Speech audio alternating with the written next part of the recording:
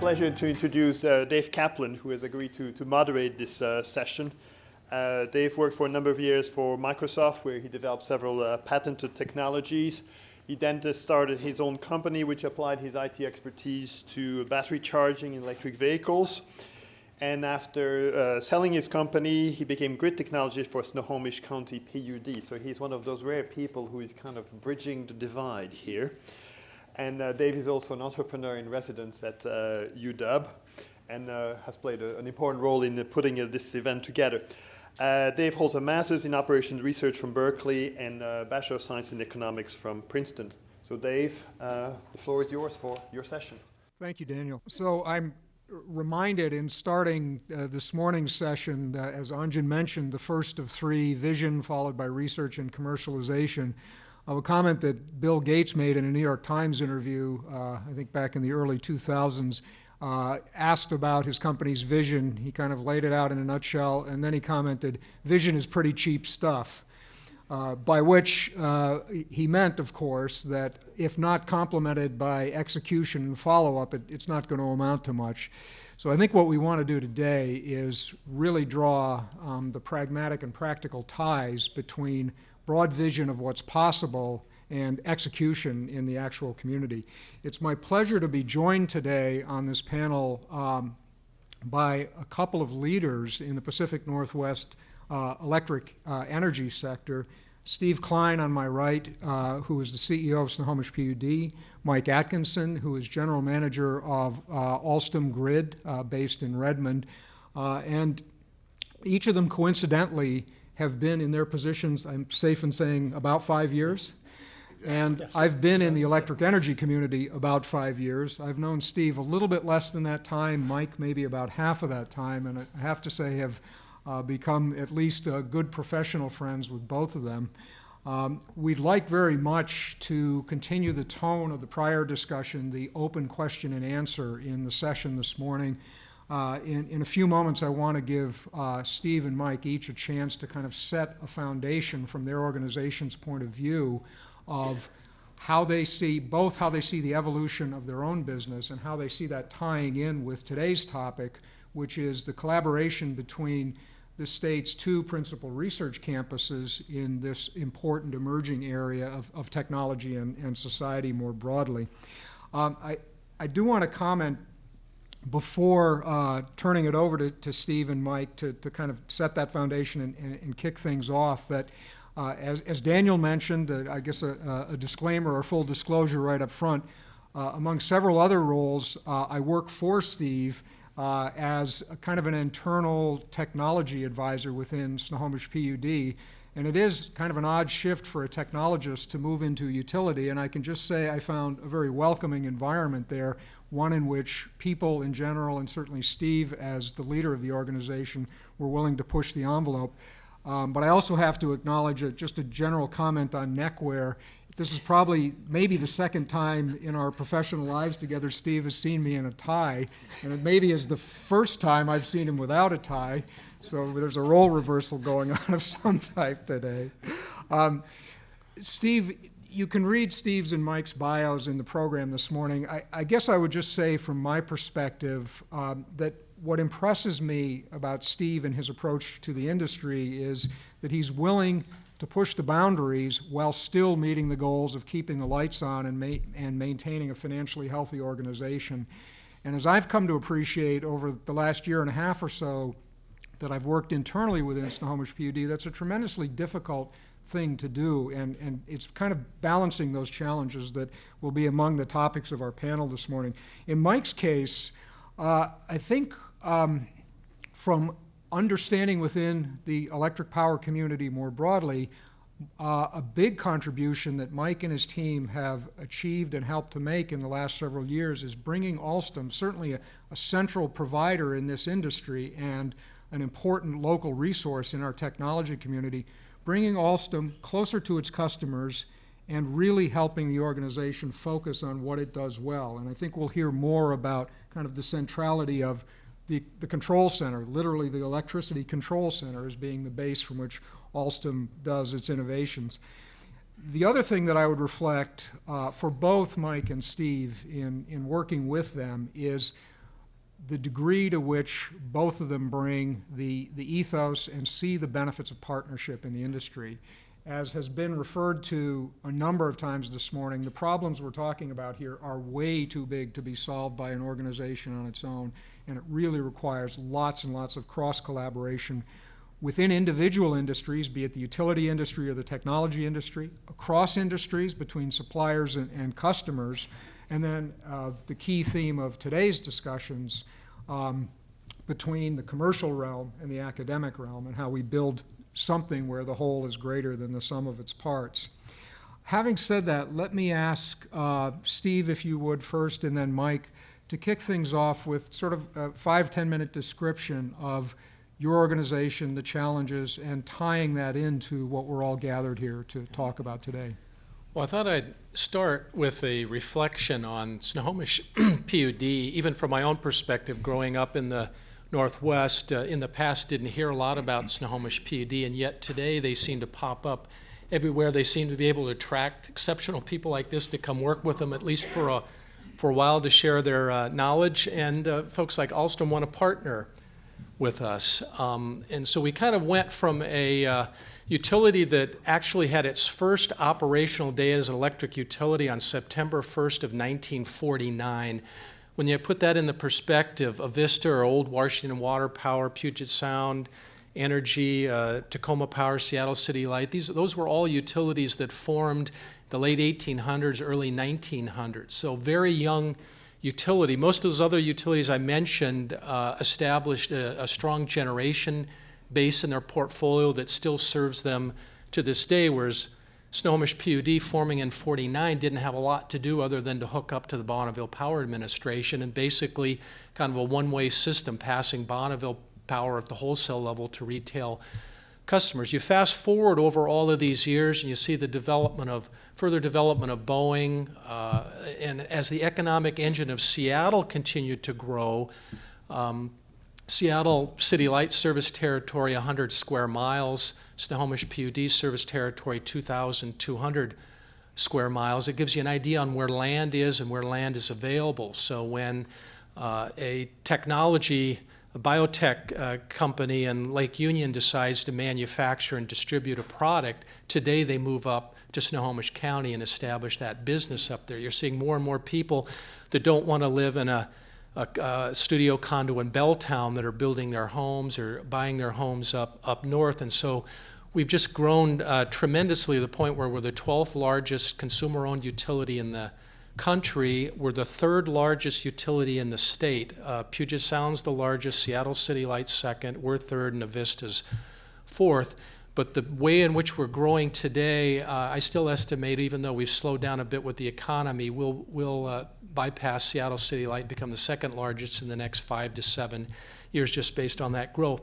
So when you look at a utility that is growing so fast, our resource base has been Bonneville, and it's now been defined as a limited resource. If anything, it's shrinking due to more and more efforts to protect the salmon. We're sitting here in a position, particularly when I first came there 5 years ago, very deficit. We also had an infrastructure which was the one we inherited when we purchased the Puget Sound Energy properties. And so we had an infrastructure that was aged, deficit utility. So we really had to go to town and start trying to catch up with the factors that had that impact on us. So the kinds of things that we've done, in less than 2 years, we went from 0 wind in our portfolio to wind makes up 8% of our portfolio. Now, you see a lot of folks talking about wind, but there are Northwest utilities that are exporting their wind to California. We are not exporting our wind. That wind is coming from the gorge and it's coming into Snohomish County. To give a perspective, for 8%, Puget Sound Energy is thought of as the windier, gassier utility. Wind makes up 6% of their portfolio. So here you have a utility, Snohomish, not a lot of other resources, trying to integrate a wind resource that now makes up 8% of our portfolio. So if you want to talk to a utility that's dealing with that real-world struggle of trying to integrate a variable resource, Snohomish is there. Other examples you might have seen, we're working very closely with the Department of Energy, PNNL Labs, University of Washington on tidal energy and Admiralty Inlet. Hope to have the first tidal unit, pilot unit in the water in 2013, doing exciting things there. Geothermal, we've done exploratory drilling in the eastern part of our county and hope to take that step further this summer, fall, and actually begin to develop, move towards development of the first geothermal project in the state of Washington. We have biogas, biomass, landfill gas, low impact hydro. We're finishing construction of the first hydro project that's been built in the state of Washington in 30 years. It's low impact. It's built in an area where there are no endangered species, not only no anadromy and salmon, but also no other species. And so that's the basis for low impact. It's also run to the river, no storage behind it that would create any problems. So a lot of different activity, even very active in pushing distributed generation at the consumer level. We have one of the most aggressive solar programs in the Northwest in terms of getting distributed generation, because again, that's helping us avoid having to develop that generation ourselves by having it locally. So you put all of that together with an emphasis on trying to develop resources in our own backyard. Certainly smart grid becomes an important part, and we were one of only 2 utilities in the state of Washington that received a smart grid grant. That was us and a Vista. But our approach is not the smart meter, let's race out and throw the smart meter in. Our focus is on getting our system smart, squeezing out all of the efficiencies in that system, doing the kinds of things that we're prepared to manage the integration of distributed generation, electrification of transportation, all of these kinds of things on the grid. Then we'll eventually move our way to the smart meter, but as we move to the smart meter, we're going to have established all of the necessary capability to be able to meet the business case. And instead of running into the problems where the consumer is saying, what is this thing on the side of my house? I'm worried about the radio frequencies creating cancer. I'm worried about the fact my rates just went up to pay for it. What's in there for me? We're hoping to work better in that arena in terms of by the time we get there, people will want that smart meter in combination with all of the things that we've done on our system in terms of getting there. Maybe a couple final things that, just to toss out there in terms of challenges that kind of relate to all of us here today. The challenge that I face as the manager of a major utility is the fact that the history and culture of that utility is one-way system, centralized generation coming in the system. I not only have to change the mindset of my employees, I have to change the mindset of the community too. And so that's a thing that fills up a lot of my time. Having the engineers and technicians to be able to carry all of this out is a definite challenge, and that could be the subject of a whole day discussion. So today what I rely first on on-the-job training. We get the folks in the organization, we try to turn them into smart, and my smart grid leaders here out in the audience today, we try to turn people into smart grid experts. The second place we rely on is the Schweitzers of the world, our vendors and their technology and capability. And the final thing is on the universities, and that's basically how we're getting along today. But all of those areas need to be cranked up. So with that, I'll pass. Alstom, as Steve's talked about, we are a vendor to them. As Dave has talked about, we focus on the control room. We focus on utilities. We are not a consumer-based company. The smart grid is going to have a lot of application at the consumer level. We focus, though, on the utilities as our customers. So everything I say comes from that level. I bring that disclaimer up because, to me, the smart grid is a little bit like the 3 blind men touching the elephant. Everybody has a different perspective of it. It means different things to different people. So this is kind of what the vision of smart grid as Alstom Grid is approaching it, and maybe we're somewhere near the middle of the elephant touching the wall. So we started life about 33 years ago, 78. We have one of our founders in the room, Dr. Jay Geary, a wonderful individual. But back in 1978, we began software that has ended up with where we are today, and we are a world leader in the energy management system, distribution management system, market management system software arena. What we see as we talk to utilities that has driven our thinking is, there's a lot of different semi-aging workforce, need to train people, smarter and smarter devices, being sent around. You mentioned, a one-way flow switching to, kind of a multi-way flow of energy and information. And we take a look at all that and we try to decide where we can apply ourselves. And the areas that we are focusing on is CO2-free energy, the integration of intermittent energy or renewable energy into the grid in a safe and reliable manner, the overall reliability of the grid, and then the efficiency of what's happening. So all of our solutions kind of drive from those guiding principles. And the three areas that we are focused on deeply right now and investing significant amounts of R&D money in are distribution management systems, automating what is happening for the operators within the control rooms and creating, kind of an actionable environment. How do I have the information from which I can then make decisions? We are also focusing on, kind of a little bit more at the transmission level, online stability, integrating all of the information from the phaser measurement units.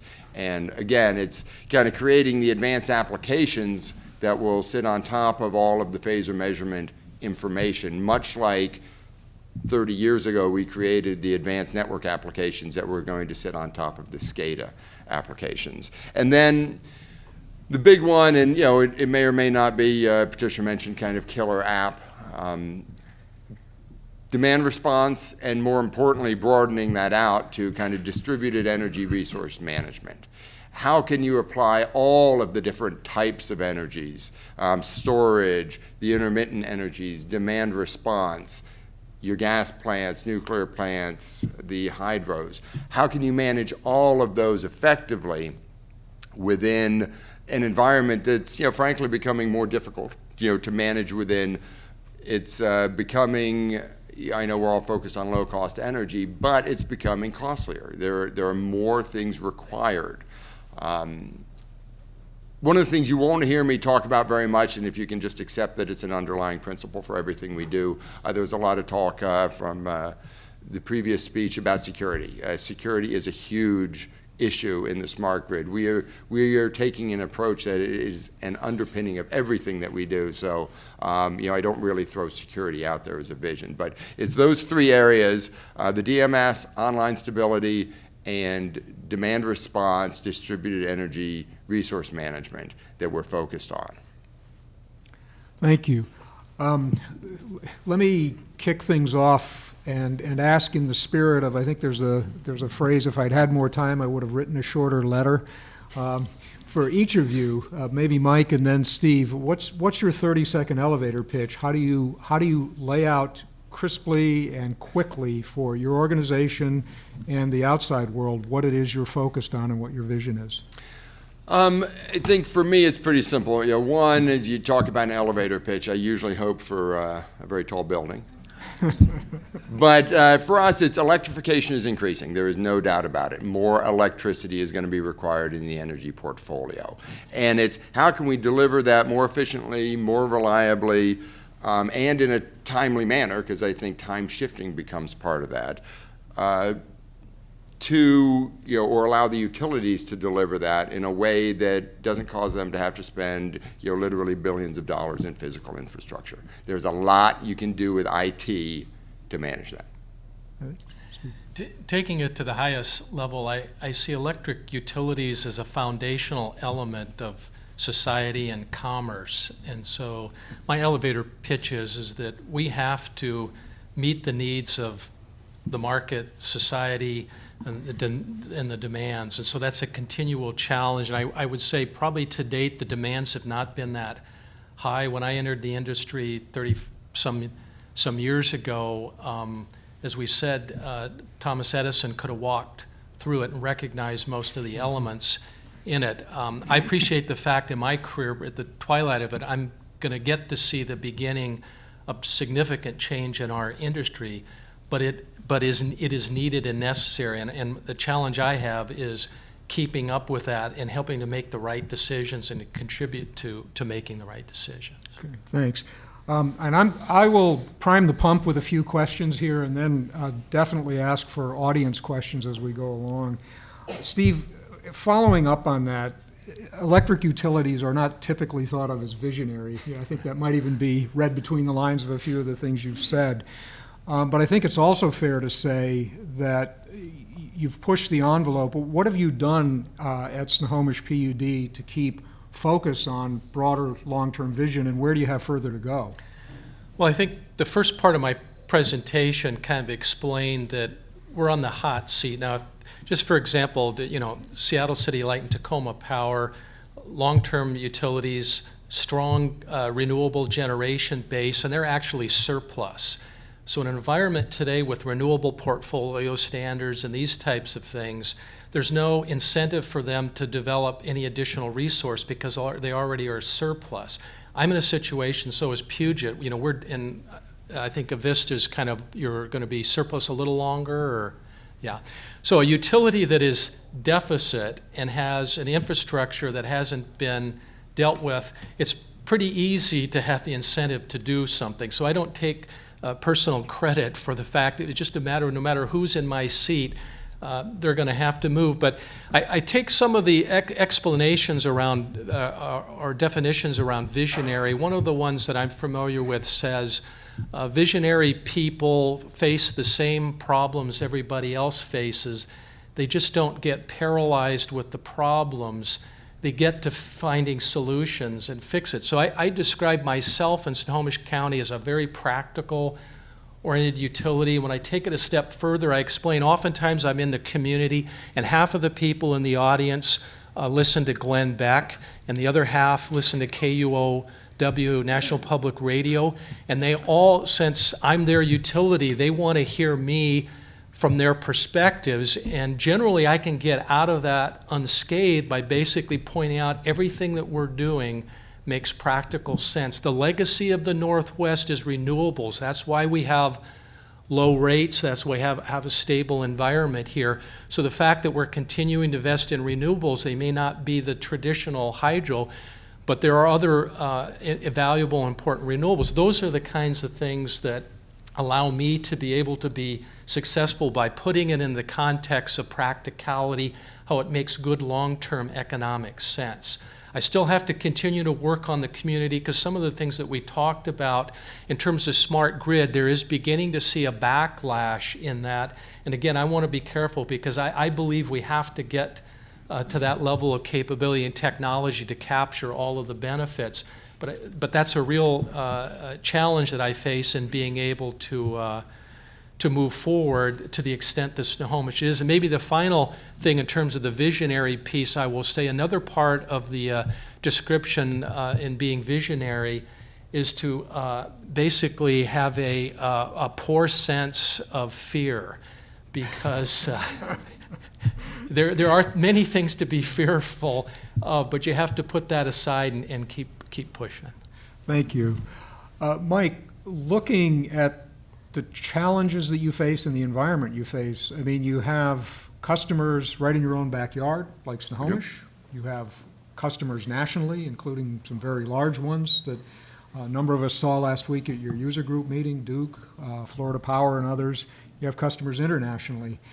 How do you scan that kind of breadth of customer base and try to distill out from it the sorts of things that drive your technology and product agenda, and in particular maybe even highlight some of the things that you see as being common across that base and some of the things that are unique but you within a given customer segment but you decide to pursue anyway? It's an interesting problem because, as you mentioned, we are global and it's a very competitive environment that we're in. One of the decisions we made well back in the early 90s as there was some acquiring of different technology, was we were going to have a single technology code base around the globe. None of the rest of our competitors have that, at least not on an international scale. And it's been a very powerful force for us because it allows us to focus on our R&D, but it's a very difficult thing to manage because needs are different. And we end up surveying an awful lot of utilities around the globe, and you're looking for those commonalities. And then you're looking for, okay, where I have commonalities, that's great, and those are real easy things to go work on. Everybody wants them. Then you start looking at the regional differences. And the regional differences become, frankly, pretty critical because they matter for a specific region, and we are a global competitor. And you need to make sure that you can deliver to them. But what you also end up needing to do is really distilling those down into, are there commonalities below the surface? You know, there is a different requirement. It sounds a little different, but will kind of the same system get us there? Or at the end of the day, do we end up with a code base that has two different ways of solving different requirements in different regions? So it's often been referred to as, the sausage making process. Nobody wants to go to a sausage plant. Everybody or many people enjoy eating sausage. Software is not that much different in requirements definition. You don't really want to see how it happens. We have gotten significantly better, and I think that over the 5 years I've been here, it's a global group that I do not directly control, but I think it is a group that has become increasingly more effective for us, just from a product marketing standpoint, in balancing the global needs against the regional needs, against exactly where we're going to spend our money within R&D. So we hope for similarities. But even then, as you drill down into the region, we work with Steve's company, we work with Duke, Southern, Florida. These are all companies that we work with differing sizes and needs and resource bases. We then need to sit down and really distill not just requirements, but workflows. Because an awful lot of discussions that you have with people and the code that you end up writing is dependent on or inherently assumes a workflow. And there are different ways of getting to the same requirement. And that may be our biggest challenge, is every utility has grown up separately, and they have subtly different ways of doing things. And we need to be extremely vigilant as we distill requirements that we are not implicitly assuming a workflow as part of that. Because, we've done that badly in the past. I think we're beginning to do it better now. But when you do that, suddenly the way that you're delivering a requirement is not suitable for the other 199 utilities that you service.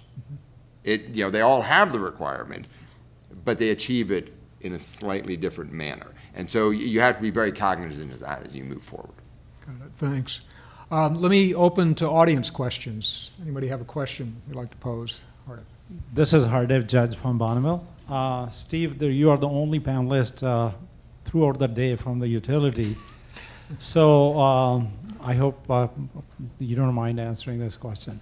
If we are moving more into smart grid, and we are already into the microprocessor age, looking at aging assets, the life cycle is going to be reduced from 30, 40, 50 years to 5 to 7 years. The mindset of the boards and the consoles and from the budgeting process, are you guys thinking way ahead that this is what it's going to happen on the system? That's one question. I have another one. Yeah. I agree with everything you said. It's a real challenge. I don't have a silver bullet solution other than keeping your regulatory boards informed so they understand that the challenges you face. There are some aspects I'm hopeful will still have longer life, and that's in some of the infrastructure in the delivery side of it. One of the larger fears, although I said earlier if I'm a visionary, I've managed to avoid being fearful, but is choosing the technologies that come along. You don't want to be the utility that chose beta over VHS or now Blu-ray. And so I've often said before that as utilities become more microprocessor based, the folks that lead those utilities, we've kind of gone through a cycle where engineers led the utility industry, then we went to attorneys and CFOs. I think it's going to come back to a heavy emphasis on the technology side, because a lot of utilities are going to position the decisions they're making are going to have ramifications on the health of that utility, and they can make a wrong decision and that utility can be in a tremendous world of hurt. So. Good. The second question is that whatever we are doing here on the smart grid, on integration of renewables, there's a societal value and your ratepayer cost. How we are going to be addressing that one, that your ratepayers are not paying for the societal value, which is benefits the region or Western interconnection or even the nation? Okay, so I'm taking that as an example. Society voted for I-937, which requires utilities to develop renewables or buy renewable energy credits versus the utility perspective. And that's a good point, because it gets back into when I meet in the community, the first thing that people want to know is that you're not going to have a rate increase, right? And yet I ask, do you support protecting the salmon? Yes. Do you support development of renewables and smart grid? Absolutely, yes. Well, there's a price tag for eating that lunch. You got to pay for the meal. So I don't necessarily, again, I don't have an answer for you other than I think we can do a better job of connecting the fact that there is a price. But I don't like the answer to people, though, that the naysayers say is, it's going to drive electric rates up, therefore we shouldn't do it. Because I'm a true believer, in the long run, what we're doing is the least risk, least cost in the long run, particularly for our country, for the security of our country, for the commerce and economics of the United States. I don't want to depend on foreign fuel. I don't want to pollute the environment. And I also want to have technologies that are keeping pace with the rest of the world. So I think, again, getting back to my practical perspective, I think there's ways that we can move forward.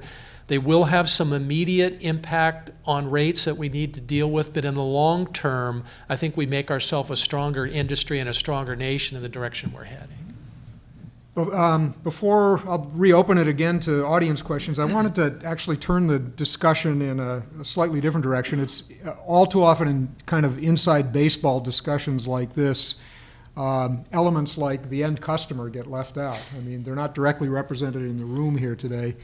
Let me ask Steve first, and then I'll turn to Mike, how you keep a customer focus in what you do. Well, it's real easy when they can show up at a meeting, public meeting, and tell you what they think.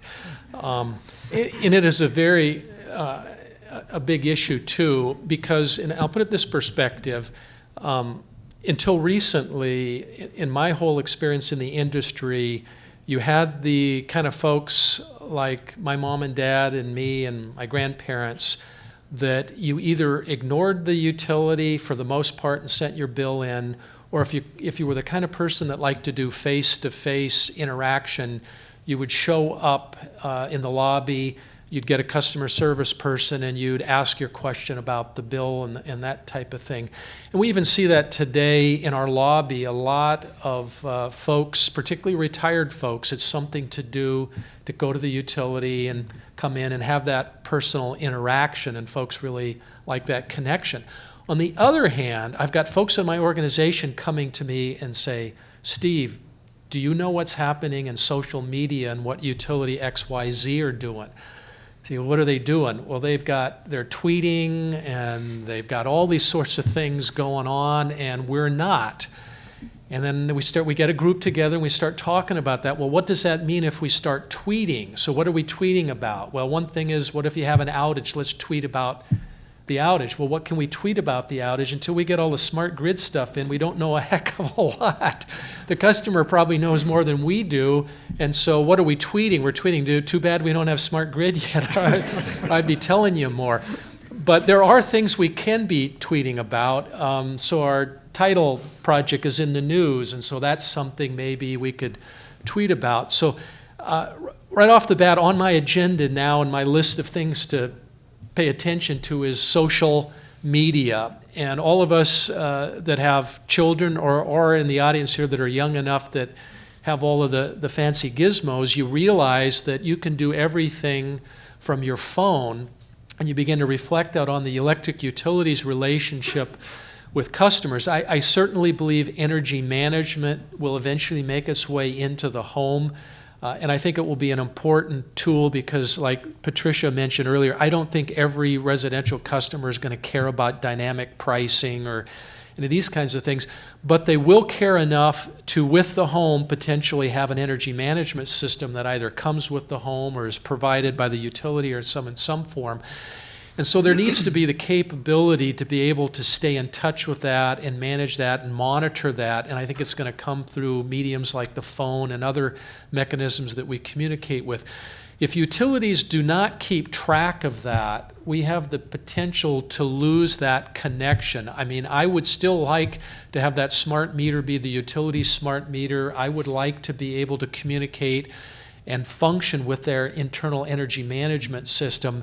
If I ignore all of that and just assume somebody else is going to deal with that, I have the potential to lose that connection to my customer. And so my customer will be communicating in the future with Google or somebody else, and all I am is managing the wires if they're still there on the street. So the bottom line I'm telling everybody out there is, from a utility perspective, we need to stay on top of social media, all of these types of things, be attuned to not only what the customers today want, but the folks coming up that are the customers of the future, what they expect the utility to be able to provide. I mean, I think it's critical.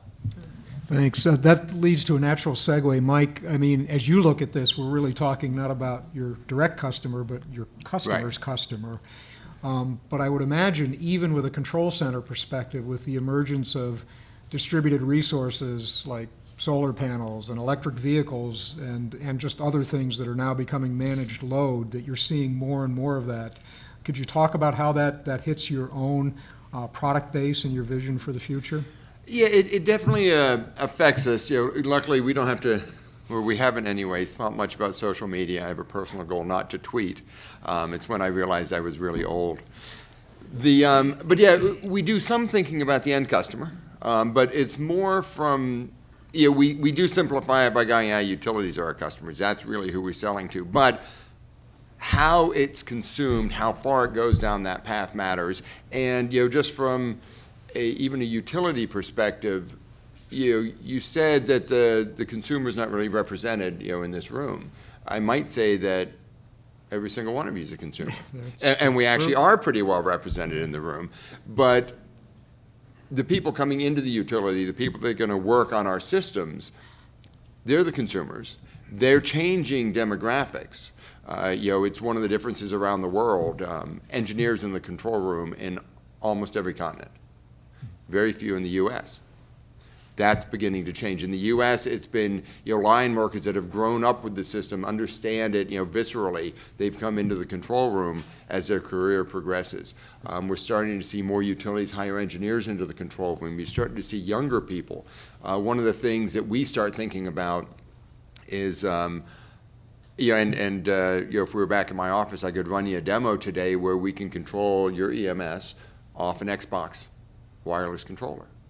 And so that, again, things that people are comfortable with, bringing our distribution management system down into an iPad, onto a mobile phone, not for the consumer necessarily, though I think there may end up being application where our customers wish to do that and it would enable them, but actually for the utility, being able to have information at your fingertips from a dashboard perspective, or an operator who's not in the control room at the time still having access to information. So that's how we kind of think about how the customer, the end customer, affects what we do. I think it's going to be critical. You talked about the behavioral studies. We deliver demand response software today. We're expanding it, as I talked about, into sort of a component of a distributed energy resource platform. But how the end customer is going to use it, their participation level is going to matter in some way. Again, we deliver to the utility, The utility then rolls programs out, but we have got to be able to manage programs that will be consumed. And have a platform by which those programs can be, created, modeled, and delivered for an end customer to use them. And I think there's going to need to be a lot of flexibility in that.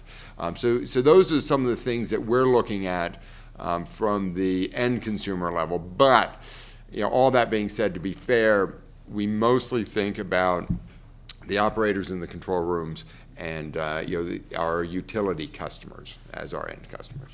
Got it. And quick follow-up, your recent acquisition of UI Solutions fits into this distributed resource management domain? Yeah, they are, you always have make-buy partner decisions, and as we were looking in the demand response space and expanding that, again, into distributed energy, we had the opportunity to acquire a company called UiSol, or Utility Integration Solutions, who has one of the leading demand response platforms out there, again, focused on utilities. So it fit very well with our vision. They became available because they needed, in the fast-moving environment, they needed the ability to scale quickly. And as a smaller company in the kind of 10 million turnover range, they didn't think that they could manage that growth themselves, so they went out looking for, for lack of a better term, kind of deeper pockets to work with them. But yeah, it fits very well within that strategy, as does kind of the our overall smart grid strategy, the acquisition of the online stability people, Symmetrics, same way. Open up to more questions. Hi, Russ Philbrook with Polar Systems Optimization. Steve, I wanted to ask your opinion about some of the barriers and challenges you see from a utility perspective in changes that you see as important in the grid, and particularly in response to some of the questions about policy changes that may be required to facilitate that. And just to give a very specific topic, I'm curious about your perspective on WEC-wide initiatives such as for market formation and whether those are important issues to help with these sorts of challenges. Yeah, one of the problems I see is and not picking on Washington, D.C., but oftentimes it's the one-size-fits-all solution to things. I mean, when I saw the stuff on the board about blackouts, those are typically East Coast related, where you have generation on a long radial lead into an urban area. Out in the Northwest, we've developed a pretty flexible and integrated grid system, and same thing when we talk about demand response.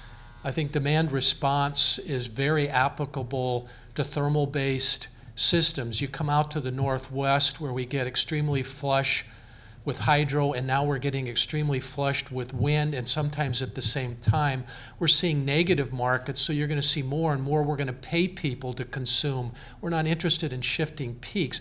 Yet I don't see any discussion about that on a national basis when we're talking about demand response. It's always about shifting peaks. And so the challenge, I don't know if I'm speaking directly to your question or not, is just it drives me crazy that, and I had a good discussion with Ed Schweitzer about this last night, is what government can do is establish a goal and not so much lay out all of the specific detail, because the innovation is going to create, and the bright people are going to create the ways in which to attain the goal. But the problem is regulators and legislators always seem to be influenced by lobbyists and other forces, and they dictate the solution. I mean, even on our own state RPS, it's basically a Wind R Us RPS developed by the wind industry. So in our state, the wind industry's business plan was embossed in law. Now, when you look at the challenge we have today, is wind is a great resource. It just should not be the only resource. It should be balanced with a potpourri of other solutions. So again, I probably beat that theme to death, but I really believe that we should be setting goals for ourselves and allowing number of different ways in which that goal can be met. And then that also allows technology to involve in the appropriate way, rather than picking winners and losers, which I think is a real problem. Okay. One is that what problem we are trying to solve. Okay.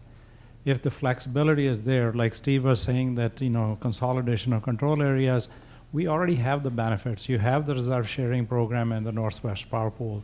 So if you're looking at consolidation of control areas, most of the benefits are coming out from the reserve sharing group. Right.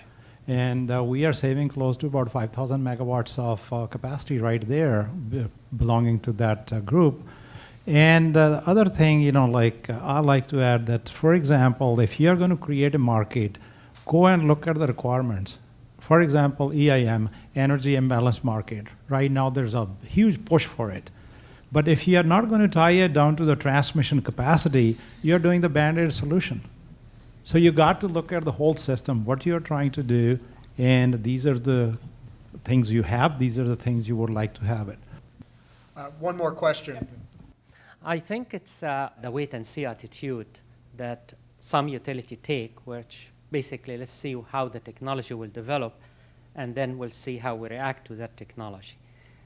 I think probably that model is not really going to be the best way for utilities.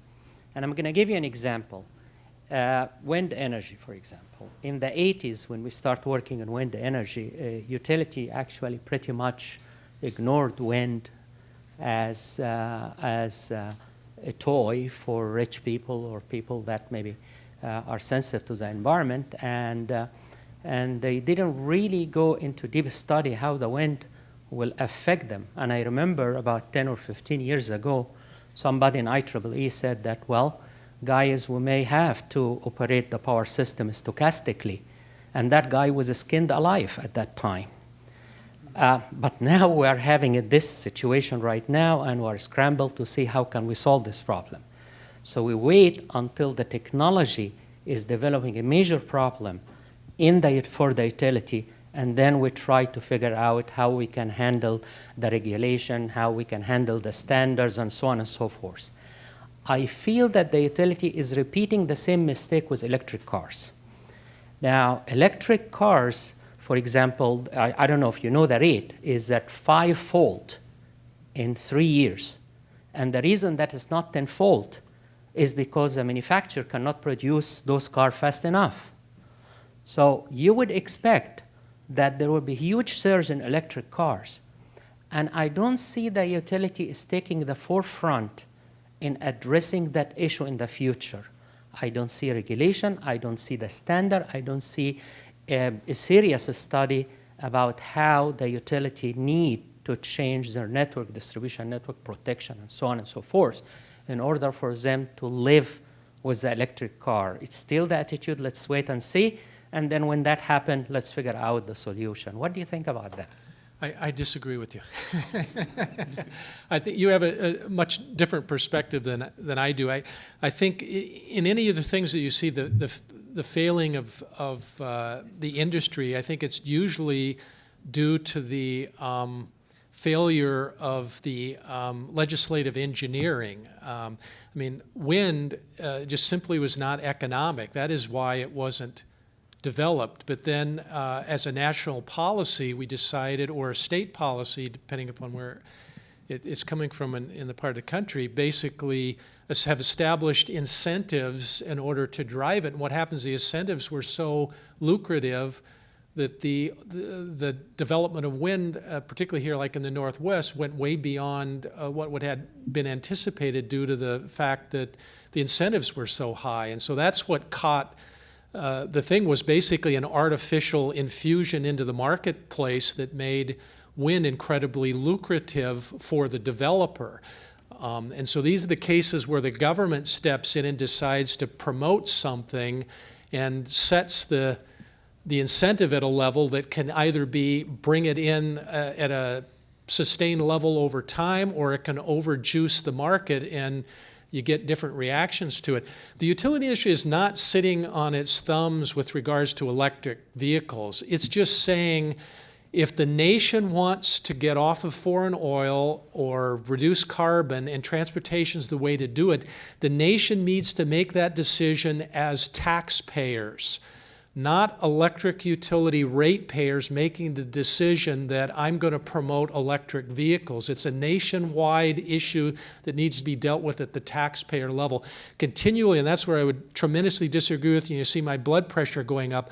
Too often, electric utilities are used when legislators are afraid to make the right decisions that have a tax implication. Instead, let's invisibly tax the people by basically mandating the electric industry to do what we really should be doing up front on an upfront basis, and to just force the electric utilities to do them. So I would love to have that discussion with you, but let's have it in the room where we're putting everybody at the table and not just pointing at electric utilities in terms of having to fund and solve the problem. Let's establish what the problem is, first of all, and then we can relate to how we're going to solve it.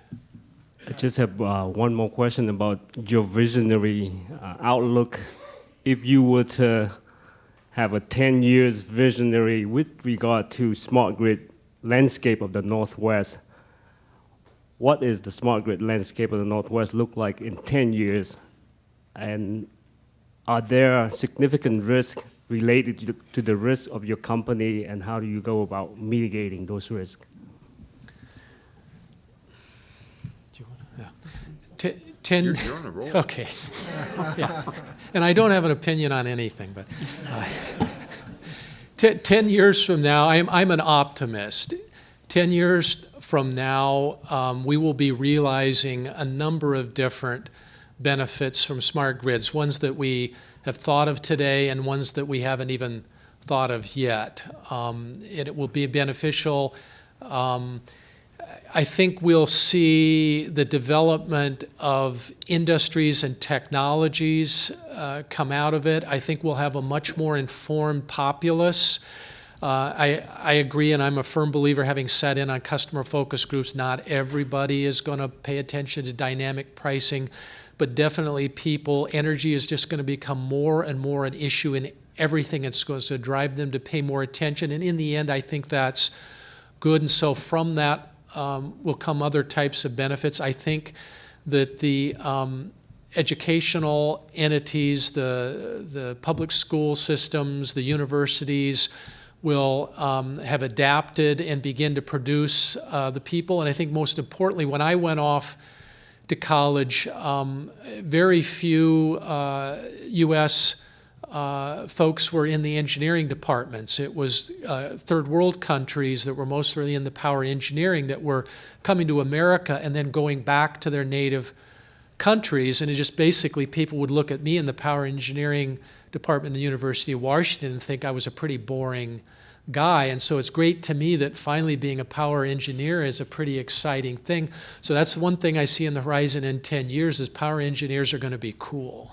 And in some countries, they already are cool. Yeah, I mean, you head over to China, it is a top degree. But you'll just add my 2 cents. I think you're going to see a lot of automation. I think you're going to see a fundamental relationship with electricity changing amongst people. I don't think there are going to be significant numbers of people that are actively managing what they do, but I think there's going to be a better understanding of what we really need from electricity. And we will interact with it differently. And and I don't think the smart grid is like the the iPod, but I fundamentally interact with music differently today than I did 5 years ago. And I believe that most of what is happening, and there'll be the normal stuff. There'll be more storage. There'll be the electric cars. There'll be windmills in smaller quantities in different places. But I think at the end of the day, there'll just be a fundamental change in how people think about, understand, and react to electricity. Well, Mike, I think like most homes nowadays versus even a decade or so ago, have computers in their home. I envision in 10-year time frame, more and more homes will be smart homes. It won't take a lot, an energy management system in the home connected to HVAC and lighting and all those kind of things. And what I'll be looking for is your product being able to help me interface with the home management system. Correct. And that's as close as we want to get to the home. Yeah. Let me quickly, before wrapping up, just kind of tie it back into a great discussion, and thank you both for your comments. And I think in terms of, the theme of the work here today, what Anjan and Daniel have done is embark on a very ambitious task. That's a euphemism for difficult, but it's also, I think, as the discussion shows this morning, a highly necessary one. And there's an opportunity that we have, particularly in this region, to use the assets that we've got as a living laboratory to begin testing out some of these things. People have pointed out some of the downsides of having such a fragmented electricity system in the U.S., but one of the upsides is that we have plenty of small pockets and places that we can do experiments, and I think that's a good note on which to leave today's discussions. Please thank Steve and Mike for joining us. It's a good discussion.